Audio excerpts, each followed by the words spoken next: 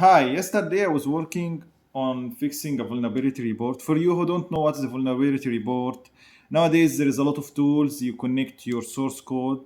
On our case, for example, we have GitHub. So you connect the tool to the source code, and then it will give you a report with the packages, dependencies you are using, and they have security vulnerability so that you can work on fixing it. Whether you change the package or upgrade the package, whatever the solution will be. But this take me to another topic, the security in general. So I'll not talk about the things which I think everybody know. For example, you have to have two-factor authentication for security. You have to have, for example, password expiration. So the user have the password maybe for 3 months, and then you have to re-enter a new password every time for security reasons. But I will talk about something I don't see in many projects, and it's very important. It's privacy. What do I mean by privacy, or not privacy specifically, but saving private data, the policy to save and store private data. What kind of private data we are talking about? For example, the user ID, his ID or SSN, whatever, social security number, user address, for example, user coordinates. I'll give example with Uber. If you open Uber and you see your history, you will see all your trips, where you have been and where you came from. You will find that you have saved your phone number so that the driver can call you. You will find that you have your name, a lot of information. You find your email for verification reason. Too many information about you. Imagine if you are working in Uber and then you see all this information in the database. Okay, you can imagine if this data get onto the bad guy's hand, the wrong hands. What can they do about it? But I will give you example.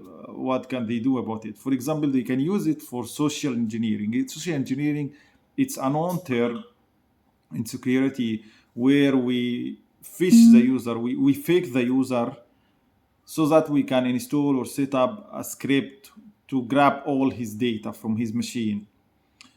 Or we can make, let me say, we can make a tunnel to enter a network we are interested in. For example, someone who's working on a bank.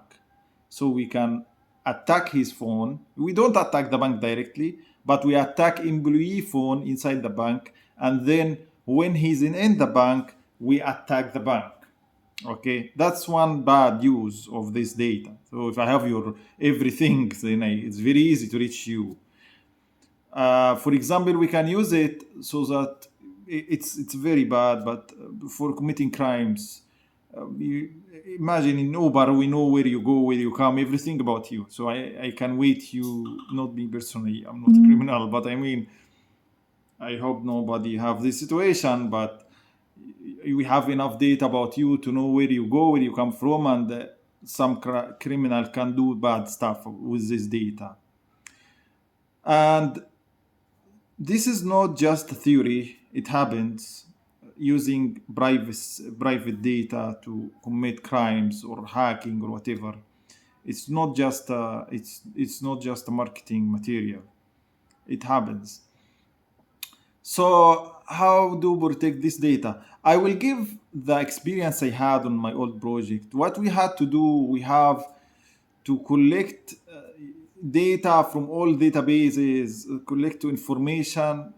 We have a form, and then it is spread to, everybody have database. You have to take this form and fill it. Which database you have, which columns you have. You have to go in your database and check which columns you have a private data and so on. We have to collect this data, and then we start to take action to encrypt it or whatever, which is not a good approach. I will give you a better one, the thing which I think is better. And this is not for marketing, but I'm just giving solutions for how to solve this problem. Right now, I'm working in a project. What we're doing to solve this issue, we connect to the data sources, and then we collect information about the vulnerabilities, the risks in your database, which private data are exposed in your databases or data sources. And then we give you the report with hotspots, places which have a lot of vulnerabilities, too many issues, and then you can fix it. What do you mean too many issues? If you find, we are not scanning everything, so if you find vulnerabilities on the data sources we scan, then we give you a report. So it's very interesting tool and very useful, especially if you have a lot of data sources. Do we have a situation where some companies have a lot of data sources? Yes, we have situation where companies have terabytes of data, and this data have a lot of vulnerabilities, have a lot of private data, and it can easily accessed by anyone, and he can grab this data and use it. It's a common situation. This product solves this issue, and I'm not marketing to the product itself, but I am discussing about the problem. The problem is you have privacy, we have private data, you have privacy problem, you don't have the correct policy to retrieve the private data, and it could cause a bigger problem, bigger issue. It's a security issue, and anyone work on the security domain, they know very well social engineering is the most risky topic. Social engineering, it is not, it's hard to control. Yeah, you can teach people and so on, but again, human do errors, human do mistakes, human have errors. So even so, you teach them and train them and so on, but again, there is a gap, and this product can solve those gaps, can solve them. Not Of course they will not stop people from doing mistakes, but I mean, if you have, for example, 100 reasons to do social engineering, this product solve 20 of those 100 reasons. I don't, or I'm not aware of many products do this, but you can check out divebuild.com, or you can reach me out. I can give you more information if you are interested. But it's very interesting topic when it comes to security and privacy. One thing I would like to mention: why companies don't care about privacy, encrypting their user data, or limit the access to their user data, whatever action they take to protect their user data. The main reason is because they don't have the motivation, and it has a high cost. It has a high cost to protect the data, and they don't have a motivation. Why should I protect your data? Because I'm using your, yes, who cares? You can see Facebook and all this Instagram and most of those social networks, even though they are big platforms, but they don't care about data until the governments, they force them to do it. They did not care about protecting users' data until governments force them to do it.